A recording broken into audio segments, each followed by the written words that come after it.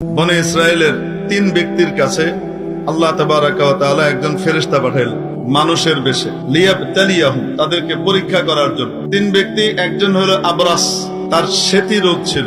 সেতি রোগের পর্যায়টা এই পর্যায়ে গেছে যে স্কিন ক্যান্সারের কাছাকাছি, কুষ্ঠের মতো, জুজামের কাছাকাছি সেতি। আরেক ব্যক্তি ছিল টাকালা টাকালা টাকালু টাকালা টাকলা টাক্কু আকরা। আরেক ব্যক্তি ছিল অন্ধ, জন্মান্ধ। কয়জন? 3 জনের কাছে আল্লাহ এক ফেরেশতাকে পাঠিয়েছে। ফেরেশতা গেলেন প্রথম আবরাসের কাছে, ওই যে ধবল রোগী, শরীরে বিভিন্ন জায়গায় সাদা সাদা হয়ে রয়েছে। ফেরেশতাকে জিজ্ঞেস করলেন এবং পরিচয় দিলেন, আমি ফেরেশতা, আল্লাহ পক্ষ থেকে তোমার কাছে আসছি, বলো তুমি যা চাও তাই মঞ্জুর হবে। আমি আর কি চাও? আমাকে মানুষ ঘৃণা করে, আমার সাথে কথা কইতে চায় না, আমার এই চামড়াটা যদি ভালো হয়ে যায়। জিলদুন হাসান, আমার কাছে সবচেয়ে প্রিয় হলো চমৎকার একটা চামড়া, ভালো ত্বক। আচ্ছা, ফেরেশতা তার গায়ে হাত বুলিয়ে দিলেন, মুহূর্তের ভিতরে তার শ্বেত রোগ চলে গেল, সে একদম সুস্থ হয়ে গেল। এরপর বললেন, তুমি আর কি চাও? সে কয়, আমাকে একটা উটনি দিতে পারেন। এবার ফেরেশতা তাকে একটা গাভীন উটনি দিলেন। হুজুর কইতে দিলেন, এটা আমি কইতে আল্লাহ পাঠাইছে ফেরেশতারে, ফেরেশতা কইতে